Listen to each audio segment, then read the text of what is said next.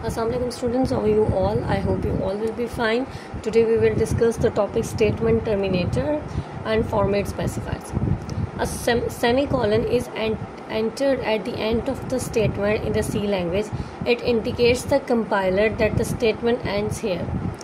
If a statement is not is terminated with semicolon, C colon compiles will give an error message during completion and the program will not be compiled. अच्छा, इसका क्या मतलब है?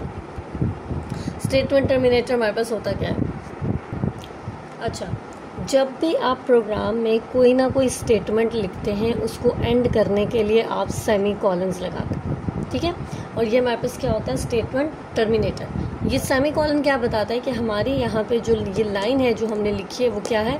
And हो जाएगी। ये बिल्कुल ऐसी है जैसे आप इंग्लिश में या उर्दू में कोई भी लाइन लिखते हैं, ठीक है, और फिर उसके एंड पे आप डॉट लगाते हैं। इसका क्या मतलब होता है कि आपकी जो लाइन है वो एंड हो चुकी है, ठीक है।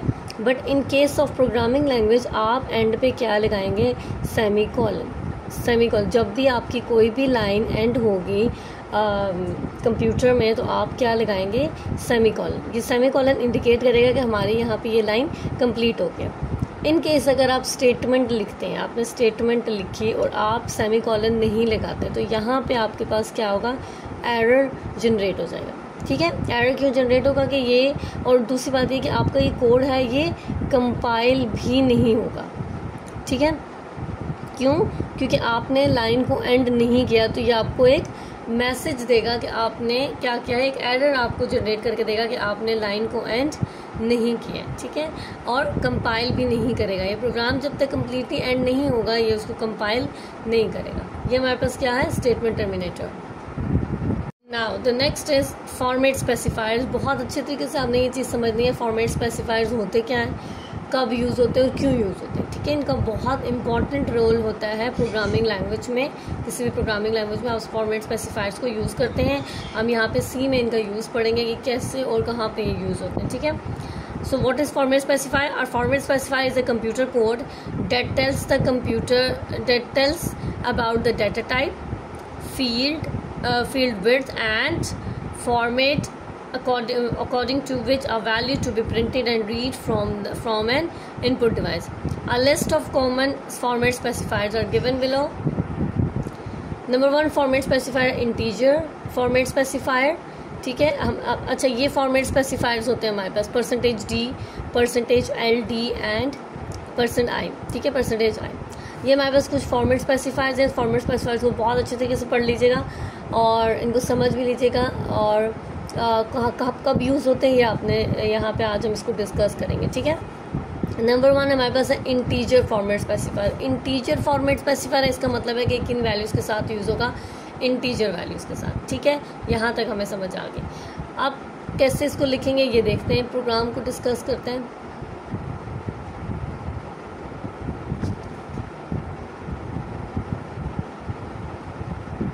ओके, अब हमारे पास इंटीजर फॉर्मेट स्पेसिफायर में फर्दर हमारे पास 3 कैटेगरीज हैं।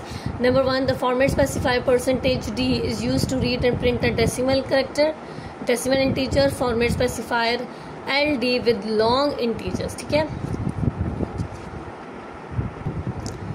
यहाँ पे हमारे पास एक प्रोग्राम है जिसमें हम इंटीजर फॉर्मेट स्पेसिफायर को यूज़ कर रहे हैं।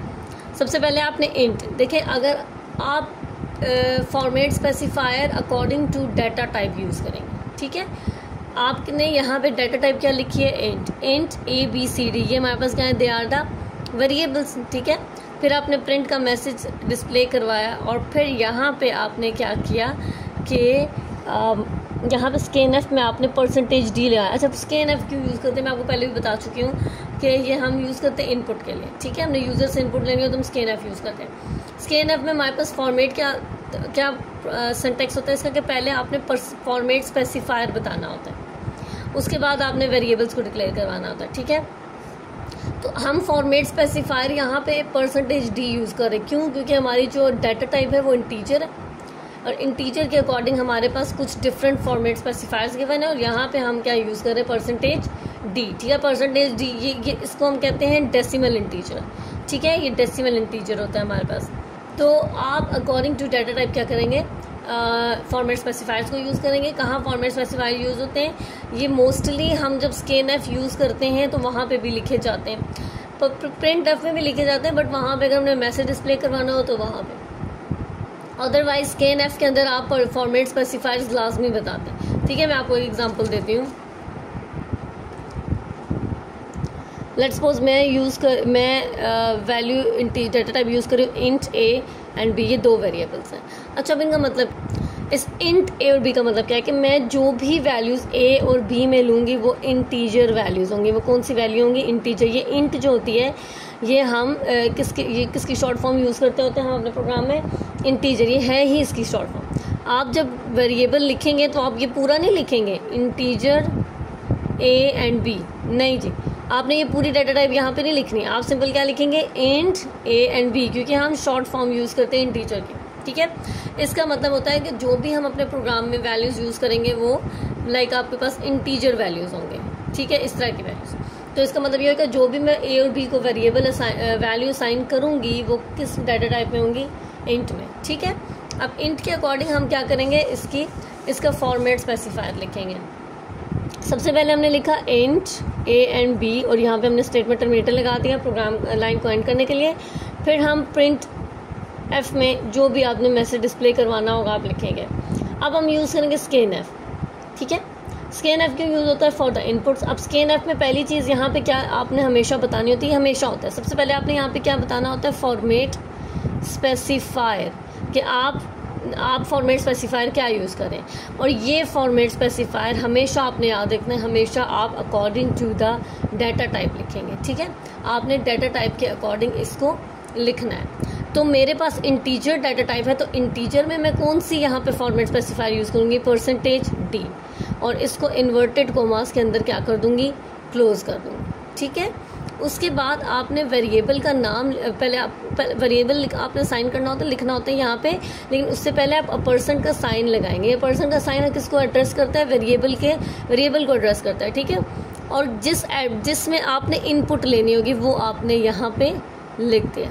ठीक है, तो हमारे पास यहाँ पे format specifiers according to the आपकी जो भी वैल्यूज़ होंगी वो उनके अकॉर्डिंग ये यूज़ होगा। अगर आप फ्लोटिंग पॉइंट वैल्यूज़ दे रहे हैं, फ्लोट पॉइंट वैल्यूज़ लाइक अगर आप पॉइंट में वैल्यूज़ देंगे तो उसके लिए एक अलग हमारे पास डाटा टाइप भी होती है, और उस डाटा टाइप के अकॉर्डिंग हमारे पास फॉर्मेट स्पेसिफायर भी होता है जो हम मोस्टली स्कैन एफ में यूज़ करते हैं। प्रिंट एफ में भी यूज़ करते हैं, बट स्कैन एफ में हमने वैल्यूज़ को की इनपुट लेनी होती है, तो हम उसको बताते हैं कि भाई जो हमारी वैल्यू होगी वो अकॉर्डिंग टू द इंटीजर होगी। ठीक है, the format specifier %d and %i are same when they are used with the printf functions but different when used with scanf function। ये चीज़ याद रखिएगा कि अगर आप printf का फंक्शन लिख रहे हैं ना, printf में अगर आप %d नहीं लिखते उसकी जगह %i लिख देते हैं, ये हमारे पास क्या इंटीजर है, ये %i हमारे पास इंटीजर है। ये LD लॉन्ग डेसिमल इंटीजर है। ठीक है, लॉन्ग डेसिमल इंटीजर जिसमें बहुत ज़्यादा रेंज होती है वैल्यूज़ की।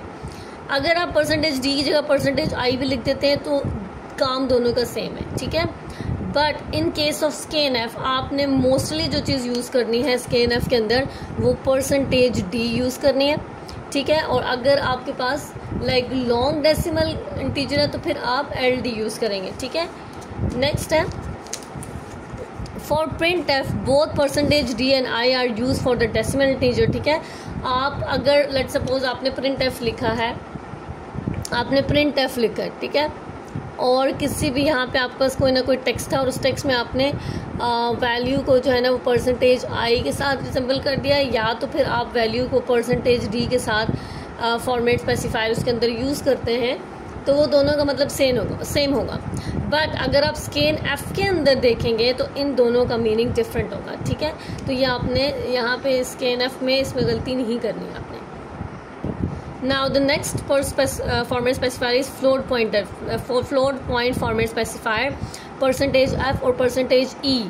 ये दोनों किस में आती हैं? फ्लोट पॉइंट फॉर्मेट स्पेसिफायर्स हैं ये दोनों। ठीक है, इनको आपने इंटीजर में या इनको आपने करैक्टर में या स्ट्रिंग में नहीं लिखना। ये दोनों क्या है? फ्लोट पॉइंट फॉर्मेट स्पेसिफायर्स हैं, क्योंकि हर एक स्पेसिफायर का कोई ना कोई अपना पर्पस है। इंटीजर स्पेसिफायर है वो हम यूज़ करेंगे इंटीजर वैल्यूज़ के लिए। Format specifiers, float point format specifier है तो वो हम यूज़ करेंगे पॉइंट वैल्यूज़ के लिए, ठीक है। जैसे अगर मुझे वैल्यूज़ एंटर करवानी है 4.5, 6.5, लेकिन इसके लिए भी तो कोई ना कोई फॉर्मेट स्पेसिफायर होगा। तो ये वैल्यूज़ आपके पास क्या होती हैं, इनके लिए जो ये पॉइंट वैल्यूज़ होती हैं जो आप में डेसिमल पार्ट जो है वो कंटेन करती हैं ये, ठीक है। आप इनको हम, ये हमारे पास किस कैटेगरी में आती है, floating point specifiers, format specifiers, ठीक है। ओके, इनके लिए हमारे पास जो फॉर्मेट स्पेसिफायर्स यूज़ होते हैं वो %f स्मॉल f आपने लिखना है और %e स्मॉल लिखना है, अपने कैपिटल नहीं लिखेंगे, ठीक है। जितनी भी सी लैंग्वेज की बिल्ट इन लाइब्रेरीज़ हैं, उसके डाटा टाइप्स हैं, उसके फंक्शंस हैं, उन सबको आपने स्मॉल लेटर्स में से लिखना है, ठीक है। अच्छा, अब जो %f होता है, अगर आपने कोई भी वैल्यूज़ पॉइंट में लेनी है तो आप 4.5, 6.5, इसके लिए हम यूज़ करेंगे %f। लेकिन अगर हमें एक्सपोनेंट फाइंड आउट करना हो, ठीक है, एक्सपोनेंशियल नोटेशंस क्या होती हैं जिसमें हमारे पास कोई ना कोई, लाइक जैसे सपोज 10.5 मल्टीप्लाई बाय 10⁻3। अब ये हमारे पास क्या है, एक्सपोनेंट्स है, ठीक है। इन वैल्यूज़ को लिखने के लिए अगर आपने ये वैल्यूज़ अपने प्रोग्राम में डिक्लेयर करवानी है according to your program requirement, तो आप उसके लिए जो फॉर्मेट स्पेसिफायर यूज़ करेंगे वो %f होगा। बट अगर आपने फ्लोटिंग पॉइंट वैल्यूज़ लिखनी है तो वो आप यूज़ करेंगे फॉर्मेट स्पेसिफायर f, ठीक है। अब इसका एक प्रोग्राम है, इसको डिस्कस कर लेते हैं। ये यहाँ पे आपके पास लिखा हुआ है, ठीक है। तो मैं इसको जो है ना वो फंक्शन से ही स्टार्ट करती हूँ, फ्लोट x एंड y। अच्छा, फ्लोट x एंड y क्यों लिख रही हूँ मैं, कि जो x एंड y की वैल्यूज़ होंगी वो किस फॉर्म में होंगी, पॉइंट में होंगे। इस वजह से पॉइंट के अकॉर्डिंग मैंने कौन सा फॉर्मेट डाटा टाइप यहाँ पे यूज़ किया है, फ्लोट। जब भी आप वेरिएबल डिक्लेयर करवाएंगे उससे पहले आपने क्या चीज़ बतानी है कि मेरे वेरिएबल्स क्या हैं। लाइक मेरे वेरिएबल्स पॉइंट की फॉर्म में, इंटीजर की फॉर्म में हैं, कोई कैरेक्टर है, कोई स्ट्रिंग है, क्या है। तो ये आपने पहले डाटा टाइप बतानी होती है, ठीक है। तो गेट करता है कि अच्छा ठीक है, डाटा टाइप जो है वो।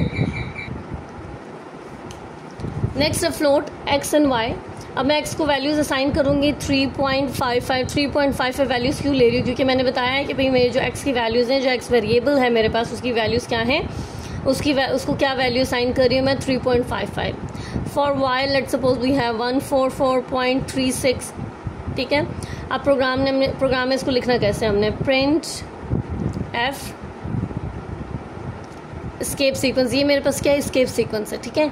एस्केप सीक्वेंस, फिर मैं x को बता रही हूँ कि x की जो वैल्यूज़ हैं, जो x में जो फॉर्मेट स्पेसिफायर यूज़ हो रहा है वो %f है, ठीक है। और इसका वेरिएबल क्या है, x है। अच्छा, ये जो पॉइंट है ना, ये आपने इन डबल कोट्स के बाद लिखना है, ठीक है। Next is printf। यहाँ पे सिंपली मैं क्या कर रही हूँ, कोई इनपुट नहीं ले रही, इसलिए क्यों। अच्छा, एक चीज़ यहाँ पे मैं आपको बताती कि यहाँ पे ना मैं वैल्यूज़ कोड के अंदर पहले ही बताती हूँ, तो यूज़र से मैं इनपुट नहीं लूँगी। यूज़र से इनपुट हम तब लेते हैं जब हम उसको अलाउ करते हैं कि वो अपनी मर्ज़ी की वैल्यूज़ एंटर कर सकें, ठीक है। सो यहाँ पे हमने इसलिए सिंपल printf लिख दिया और printf के अंदर हमने x को बता दिया कि x की जो फॉर्मेट स्पेसिफायर है वो क्या यूज़ हो रहा है, %f यूज़ हो रहा है। और ये जो भी आप वेरिएबल्स लिखते हैं ये आप यहाँ पे लिस्ट ऑफ आर्गूमेंट में यहाँ पे लिख देते हैं। लिस्ट ऑफ वेरिएबल्स है बेसिकली, लिस्ट ऑफ आर्गूमेंट्स हम यूज़ करते हैं उसके nf के अंदर, ठीक है। उसके बाद गेट ch, ठीक है। हमेशा आपने प्रोग्राम को एंड करने से पहले गेट ch लिखना है और यहाँ पे आपने प्रोग्राम एंड कर दिया। तो this is the way to use floating point format specifiers. The format specifier %f is use to read and print float point values. ये याद रखिएगा, %f क्यों यूज होता है, to read and print floating point values number, ठीक है, in decimal notation जो हम यहाँ पे यूज़ कर चुके हैं प्रोग्राम के अंदर, with the precision of 6 digits after the decimal point. इसका क्या मतलब है कि आप डेसिमल पॉइंट के बाद 6 डिजिट्स आप लिख सकते हैं, कोई भी 6 डिजिट्स हो सकते हैं, ठीक है। यहाँ पे कोई भी रैंडम आपको 6 वैल्यूज हो सकते हैं। तो decimal notation after precision of 6 digits का मतलब ये है कि आप इस डेसिमल के बाद कितनी डिजिट्स आप यूज़ कर सकते हैं, 6 डिजिट्स यूज़ कर सकते हैं in case of float point values, ठीक है। Next what we have, the format specifier %e is used to read and print floating point numbers in exponential notation। ये दोनों में डिफरेंस है, ठीक है। बेसिकली दोनों का पर्पस क्या है, फ्लोटिंग पॉइंट वैल्यूज़ को असाइन करना, ठीक है, फ्लोटिंग पॉइंट वैल्यूज़ को गेट करना, उसके लिए हम यूज़ करते हैं float point format specifier. Float point format specifier further हमारे पास जो है ना वो कैटेगराइज होता है परसेंटेज एफ और परसेंटेज ई में। अगर आपने एक्सपोनेंशियल वैल्यूज़ लेनी है तो आप अपने प्रोग्राम के अंदर परसेंटेज एफ जो है वो आप यूज़ नहीं करेंगे, आप क्या यूज़ करेंगे, ई वाली, ठीक है, परसेंटेज ई। बट अगर आपने फ्लोटिंग पॉइंट्स को रीड करने में भी हेल्प करेगा और प्रिंट करने में भी। चाहे आप रीड कर रहे हैं फ्लोटिंग पॉइंट वैल्यूज़ को तब भी आप परसेंटेज एफ यूज़ करेंगे, चाहे आप प्रिंट कर रहे हैं तब भी आप परसेंटेज एफ यूज़ करेंगे। रीड का मतलब यहाँ पे हमारे पास ना इनपुट होता है, इनपुट यूज़र से इनपुट लेना, ठीक है। प्रिंट का मतलब अगर यहाँ पे देखें हमने कोई भी यूज़र से इनपुट नहीं ली, सिंपल हमने प्रिंट किया, तो इस वजह से हम इसको प्रिंट में भी यूज़ कर सकते हैं और हम जो है ना वो रीड में भी यूज़ कर सकते हैं यूज़र से इनपुट लेने में, ठीक है। Now the last one we have the character format specifier. अब करेक्टर फॉर्मेट स्पेसिफायर है, मुझे अगर सिर्फ करेक्टर प्रिंट करवाना है तो मुझे उसके लिए अलग से स्पेसिफायर यूज़ करना पड़ेगा, ठीक है। चीज़ याद रखिएगा, जब भी आप इंटीजर वैल्यू यूज़ कर रहे हैं, फ्लोट पॉइंट वैल्यूज़ यूज़ कर रहे हैं, करेक्टर यूज़ कर रहे हैं, ठीक है, तो इन सब के डिफरेंट फॉर्मेट स्पेसिफायर्स होते हैं। आप कभी भी इस सी को इंटीजर वैल्यूज़ में नहीं लिख सकते, वो आपको एरर देगा कि आपने वैल्यूज़ अगर आपने इंटीजर एंटर किए हैं तो आपने फॉर्मेट स्पेसिफायर कैसे परसेंटेज सी यूज़ कर लिया। ये तो हमारे पास करेक्टर के लिए यूज़ होता है, ठीक है। करेक्टर क्या होता है, करेक्टर हमारे पास कोई भी सिंगल अल्फ़ाबेट होता है, ठीक है, सिंगल अल्फ़ाबेट्स हो गया, ठीक है। मुझे अगर सिर्फ ए प्रिंट करना है, बी प्रिंट करना है, खाली सी प्रिंट करना है, तो ये मेरे पास करेक्टर्स हैं, ठीक है। ये हमारे पास क्या है, दे आर द करेक्टर्स, ठीक है। करेक्टर्स को जब भी आपने लिखना होता है तो आप हमेशा जिस करेक्टर को आपने प्रिंट करना होता है कंसोल पे वो लिखते हैं और उसको सिंगल कोट्स में क्या करते हैं, आप एंड करते हैं, सिंगल कोट्स के अंदर इसको लिखते हैं, ठीक है। तो हमारे पास स्ट्रिंग वैल्यूज़ भी होती है, वो भी मैं आपको बताती हूँ, बट उससे पहले हम करेक्टर को डिस्कस कर लें। The character format specifier percentage c is use to read और प्रिंट अ सिंगल करेक्टर। जब आपने सिंगल करेक्टर को रीड करना हो या उसको प्रिंट करना हो तो आप परसेंटेज सी यूज़ करेंगे, ठीक है। अब ये हमारे पास एक प्रोग्राम लिखा हुआ है यहाँ, जहाँ पे इन्होंने जो है वो करेक्टर को कैसे आपने अगर करेक्टर से रिलेटेड कोई भी प्रोग्राम आ जाए तो उसको कैसे आपने लिखना है ये इन्होंने यहाँ पे बताया हुआ है, ठीक है। सो सबसे पहले उन्होंने करेक्टर, अब देखें हम क्या चीज़ प्रोग्राम के अंदर हम अपने लिख रहे हैं, किस चीज़ को हमने डिस्प्ले करवाना है, करेक्टर को। तो हम उसके लिए जो डाटा टाइप यूज़ करेंगे करेक्टर के लिए वो यूज़ होगी 4, ठीक है। जैसे हम इंटीजर के लिए क्या यूज़ करते हैं, इंट। फ्लोट के लिए हम क्या यूज़ करते हैं, फ्लोटिंग पॉइंट वैल्यूज़ के लिए हम फ्लोट डाटा टाइप यूज़ करते हैं।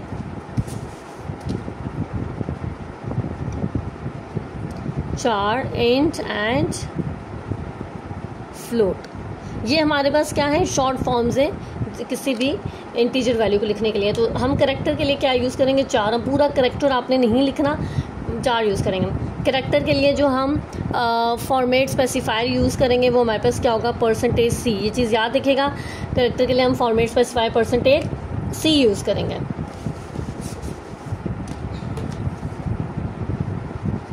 ना हो 4 C1 CH1 CH2 basically characters के वेरिएबल हमने बनाए हुए हैं। आप वेरिएबल्स को चेंज भी कर सकते हैं, वेरिएबल को आप अपनी मर्ज़ी से लिख सकते हैं, बट आपने कोई भी कोई भी डाटा टाइप, कोई भी प्रिंट एफ, स्कैन एफ, इसको हम अपनी मर्ज़ी से नहीं इसके कोई वेरिएबल चेंज कर सकते। ये जो सी लैंग्वेज में बिल्ट इन बताए हुए ये आपने एज इट इज़ लिखना है। Print f enter 2 characters separate by comma, मतलब यहाँ पे हम क्या कर रहे हैं, बेसिकली 2 करेक्टर्स यहाँ पे हम एंटर कर रहे हैं और इनको सेपरेट कर रहे हैं कोमा के साथ। चाहे आपके पास कोई भी, लेट सपोज अगर आपके पास कोई इंटीजर वैल्यूज़ होती हैं, आपने 2 वैल्यूज़ एक साथ लिखना होता है, तो हमेशा वैल्यूज़ को आप सेपरेट करेंगे with the help of comma, ठीक है, कोमा लगाएंगे आप। चाहे वो कोई भी वैल्यूज़ हो, इंटीजर वैल्यूज़ हो, फ्लोट हो, करेक्टर आप 2 लिख रहे हैं तो उनको सेपरेट करेंगे with the help of comma, ठीक है। ये कब, जब यूज़र कंसोल पे इनपुट देता है, ठीक है। उसके बाद स्कैन है percentage c and CH1 CH2, ये हमारे पास क्या है, करेक्टर्स हैं। उसके बाद print f the type characters are percentage c and c h CH1 CH2। ये बस सिंपली हमारे पास यहाँ पे हम क्या कर रहे हैं कि हमने करेक्टर्स को प्रिंट करवाना है, उसका प्रोग्राम कैसे लिखना है हमने, और प्रोग्राम के अंदर फॉर्मेट स्पेसिफायर्स को कैसे लिखना है, ठीक है। तो यहाँ पे हमारे पास ये टॉपिक क्या है वो एंड हो चुका है, जिसमें हमने फॉर्मेट स्पेसिफायर्स को डिस्कस किया था कि हमारे पास यहाँ पे इंटीजर, फ्लोट पॉइंट और कैरेक्टर फॉर्मेट स्पेसिफाइज है। इंटीजर फर्दर हमारे पास कुछ ना कुछ कैटेगरीज के अंदर जो है वो डिवाइड हो रहा था, जैसे %d, LD और %i। ठीक है, बेसिकली इन तीनों का पर्पस क्या है, ये हमेशा फ्लोटिंग इंटीजर वैल्यूज ही लेंगे। ठीक है, इसलिए %d and %i are in case of printf they have same, we can write %d and we can write %i, but in case of scanf they both are different। ठीक है, long LD क्यों use करें, अगर हम अपने programme के अंदर range हमारी ज़्यादा है, बहुत ज़्यादा रेंज है हमारे इंटीजर्स की, करोड़ों में रेंज है, तो हम वो लॉन्ग डेसिमल इंटीजर्स हो गए तो वो हमारे पास उसमें हम LD यूज़ करते हैं। ठीक है, बट इन केस आप जहाँ पे जो भी आप प्रोग्राम्स पढ़ेंगे उसमें इसका बहुत कम यूज़ है, बल्कि है ही नहीं है किसी प्रोग्राम में यूज़ इसका। ठीक है, तो जो ज़्यादा यूज़ हम यहाँ पे डिस्कस करेंगे हमेशा प्रोग्राम्स में देखेंगे वो बेसिकली %d होगा। सही है, सो आई होप यहाँ तक आपको समझ आ चुकी होगी। Thank you so much.